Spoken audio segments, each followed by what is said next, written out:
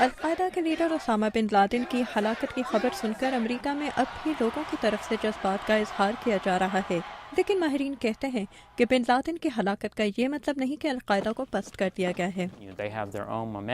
Washington کے ایک think tank Hudson institute کے رچرڈ وائٹ 2001 میں پینٹاگون سے باہر نکلے ہی تھے کہ دہشت گردوں نے اس عمارت سے جہاز ٹکرا دیا۔ وائٹس کی زندگی بدل گئی اور اس حملے کے بعد القاعدہ بھی مختلف علاقائی ٹکڑوں میں بٹ گئی۔ اب القاعدہ کے اڈے مختلف ملکوں میں قائم ہیں۔ یہ ساتھی تنظیمیں آزادانہ طور پر اپنی کارروائیاں جاری رکھتی ہیں، لیکن وہ ایک دوسرے کو سہارا بھی دیتی ہیں۔ ماہرین کے مطابق ممکن ہے القاعدہ کی قیادت کے بارے میں مزید معلومات ایبٹ آباد میں بن لادن کے کمپاؤنڈ سے ملنے والے دستاویزات اور کمپیوٹر فائل سے بھی حاصل کی جا سکیں۔ ہم یہ نہیں جانتے کہ کس قسم کی معلومات سامنے آتی ہے اور ان کے پاس کس قسم کی معلومات موجود ہے۔ یقیناً لوگ بدلہ لینے کی بات کریں گے۔ کچھ عرصے تک لوگوں کو یہ فکر ہوگی کہ وہ اگلا نشانہ ہو سکتے ہیں اور وہ ممکنہ پناہ گاہوں کے بارے میں سوچیں گے۔ ماہرین کے مطابق یہ بھی ممکن ہے کہ اس کے بعد القاعدہ مزید بکھرنا شروع ہو جائے۔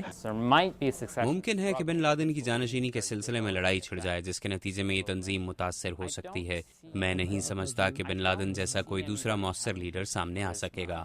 بن لادن کے نائب مصر کے ایمن الظواہری القاعدہ کی کارروائیوں کی سربراہی کرتے آ رہے ہیں۔ امریکہ نے بن لادن کی طرح ان کے سر پر بھی $2.50 کروڑ کا انعام رکھا ہے، لیکن ماہرین کے مطابق الظواہری کا اقتدار میں آنا القاعدہ کے مصری اور عرب ممبروں کے درمیان اختلافات پیدا کر سکتا ہے، اور ہیریٹیج فاؤنڈیشن کے جیمز کارافانو کے مطابق یمن یا کسی اور عرب ملک میں بھی القاعدہ کو بہت سے مسائل پیش آ سکتے ہیں۔ سعودی اس بارے میں بہت فکر مند ہیں اور وہ ان لوگوں کا پیچھا کر رہے ہیں۔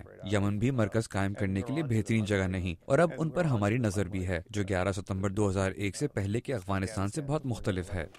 بعض ماہرین کے مطابق القاعدہ کے زوال کے آثار کچھ برسوں سے ظاہر ہیں۔ واشنگٹن کے think tank centre for American progress کے برائن کیٹولس: گزشتہ 4 یا 5 سالوں کے دوران القاعدہ اپنا کوئی ایجنڈا بنانے میں بھی کامیاب دکھائی نہیں دیتی۔ اسے عراق میں شکست ہوئی، اس نے عرب دنیا میں اور پاکستان اور افغانستان جیسے ملکوں میں عوام کو نشانہ بنا کر اپنے ہی مفادات کو نقصان پہنچایا۔ عرب دنیا میں حالیہ تحریکوں اور آزادی کے مطالبوں میں ان کا کوئی کردار نہیں تھا۔ ماہرین کے مطابق بن لادن کی ہلاکت القاعدہ کے خلاف جنگ میں امریکہ کے لیے ایک جیت ہے، لیکن اس کے ساتھ ساتھ وہ کہتے ہیں کہ اب القاعدہ بدلہ لینے کے لیے دہشت گرد حملے کا بہترین موقع بھی تلاش کرنے کی کوشش کرے گی۔ کیرن پرسوٹی کے ساتھ آمنہ خان، اردو VOA۔